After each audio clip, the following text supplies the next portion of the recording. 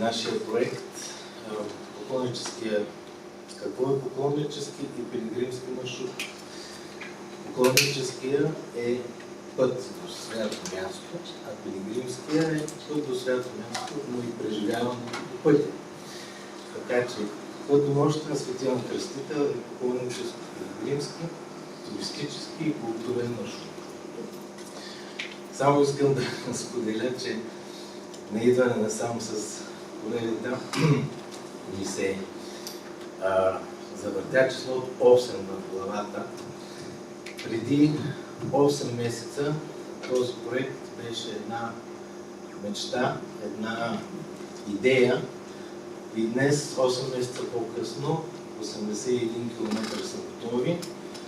Днес в 8 часа 8 човека тръгнаха от Малко Търново по нашия маршрут и затова това за нас е изключителен успех. Ще мина малко напред да ви обясна кои сме ние.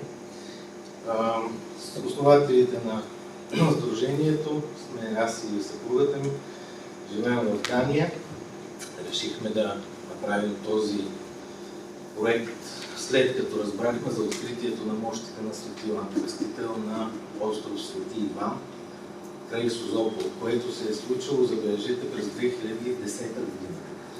Аз лично разбрах за това откритие миналата година и в комбинация с нашия опит по световните пилигримски пътища ние решихме, че това е крайната точка на един автентичен европейски път, който има основите да се развие и изпревари много други, защото мощите на Свети Йоан Кръстител, открити от професор Константинов, са единствените изследвани научно в Оксфорд и в Копенхаген. Погледът не се личам, извинявам се. На още 7 места в света има такива мощи, които претендират, че са на Йоан Кръстител, но нашите открити в Созопол са единствените, които са изследвани и научно доказани, че са на един човек от първи век след Христа с генетика на човек от Близкия изток. Когато решихме да започнем сдружението и въобще пътя, първата ни работа беше да се свържем, разбира се, с Негово Високо Преосвещенство Сливенския митрополит, които са пазители на мощите. Слава Богу, той прие нашия проект и наша пълна подкрепа от самото начало. Виждате с разговори с община Бургас, Природен парк Странджа, с Малко Търново. Всичките места, от които минава първия лъч, който е 81 км. Работим в партньорство с Сливенската света митрополия, общините по пътя. Имаме съдействието на професионална гимназия по каменоделство в село Кулин, които бяха така любезни да направят каменните маркери, които обозначават целия път. И разбира се, нашата помощ от доброволците от туристическото дружество насам натам. Както и партньорства с всички домакини по пътя. Тъй като пътят е изграден като мрежа и навсякъде има къде да се нощува, има къде да се храни, работим изцяло по модела на Камино на Сантяго и Вия Франчичена. Станахме горди членове от 26-та година на Камино Европа Компостела. Това е организация, която обединява 23 държави, всички с оглед на наследството на пилигримството и развитието на пилигримския сегмент в Европа. Нашето сдружение има цел, мисия и визия. Ние целим да създадем добре управлявана мрежа от поклоннически, пилигримски, културно-туристически маршрути до Созопол.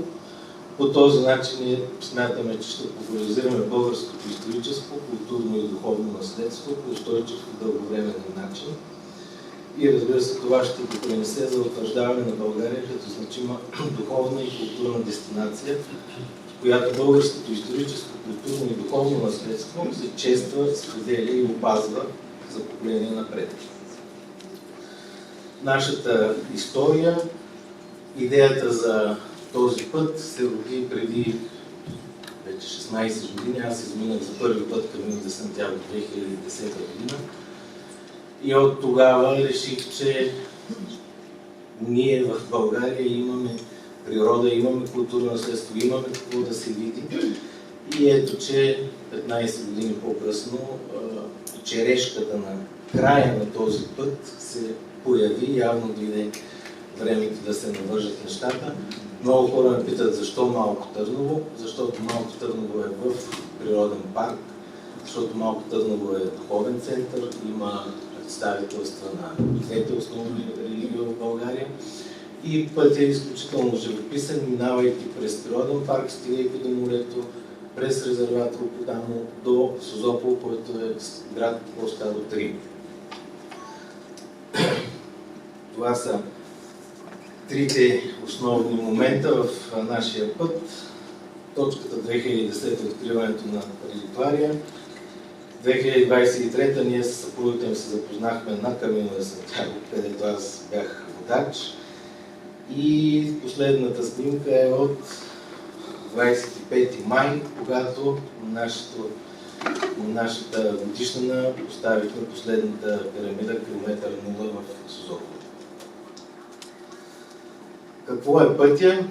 Поклоннически, пилигримски, културно-туристически маршрут.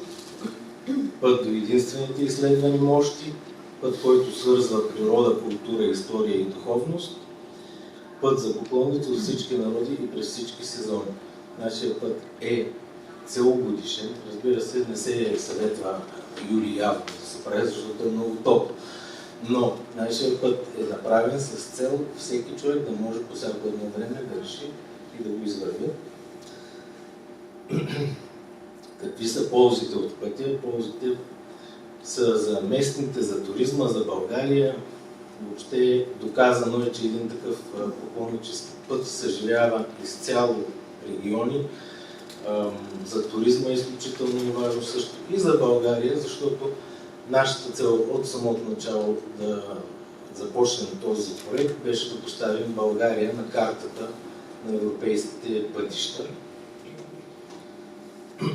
До момента, това са кадри вече от маршрут 1, виждате картата, това е маркировката, 81 км вече са 100% готови. Работим изцяло с институциите по пътя и е изградена партньорска мрежа с домакините по пътя. Вече първите български пилигрими са факт от преди месец, преди официалното откриване. Преди 2 седмици имахме първия чуждестранен пилигрим от Швейцария. Ние се стараем да популяризираме маршрута в национален и международен план. Има, разбира се, платформа, уебсайт caminobg.com.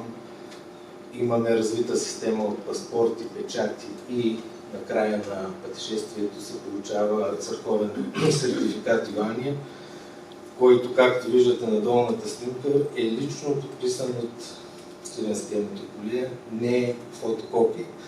Това за нас също е голямо постижение.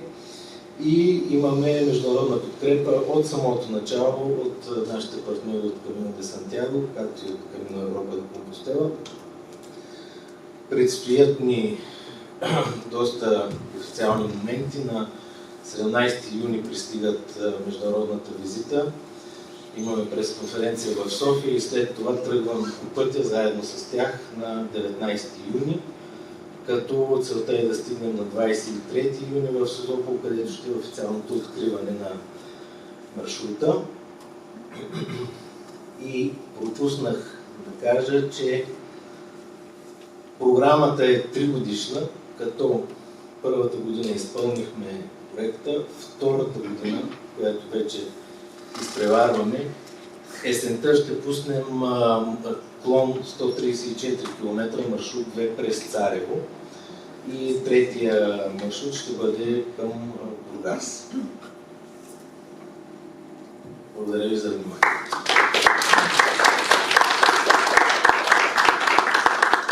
Благодаря. Наистина е прекрасно, че вече имаме така добре организиран поклоннически маршрут.